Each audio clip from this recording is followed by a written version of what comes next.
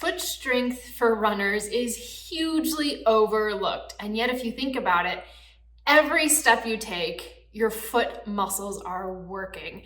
So if you want to run faster and you want to build a strong foundation and you want to prevent some injuries, I have some super easy foot strengthening exercises that you can add into your routine.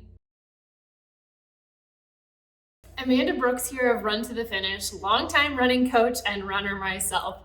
Whether you have been dealing with foot injuries or you happen to be a trail runner or a road runner and you simply know your feet need a little bit more love, these are some of the best exercises that you can start doing right now. They are super fast to get done.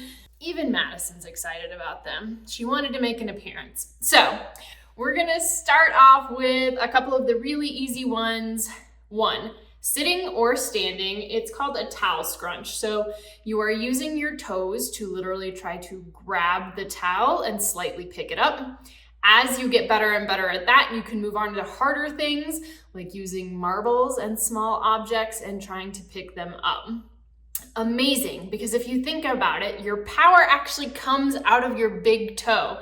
So when you make that foot strike, if your big toe has more power, you have more power in your stride. Next is using a PT ball. I happen to like the trigger point therapy because it stays hard no matter how many thousands of times I have used it, and you are rolling your foot on top of it. So this one is a little bit more about stretching all of the fascia and not as much about strength, but it all works together. Next up, we have heel-toe walks. This is something that I tell runners to put in their warm-up all the time, particularly if you've had any ankle or calf issues or foot issues. So just like it sounds, you're gonna walk forward and back on your heels, then you're gonna walk forward and back on your toes. I do recommend doing this barefoot to get the most out of it. After that, we're moving on to a more straightforward calf raise. So you can make this harder by doing it on a stair where you are raising up and then allowing your heels to drop below the stair, but even stationary, really, really great move that always works. Next, for your feet, we have two movements that are a little bit more like stretches. So what we're trying to do here is ensure that you have enough range of motion to get all the power that you need out of your foot.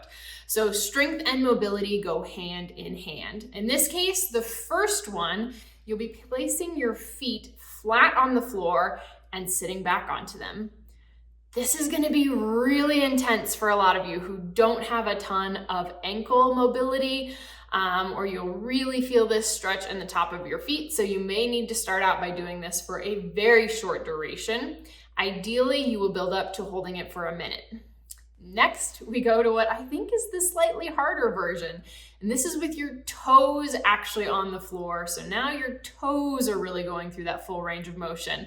My husband has arthritis in his feet and he does this every single day. It has been really, really beneficial for him, so I recommend it.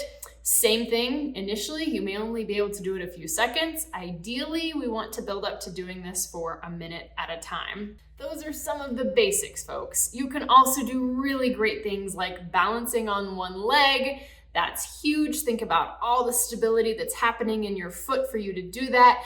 And when you're ready, you can close your eyes to make it harder.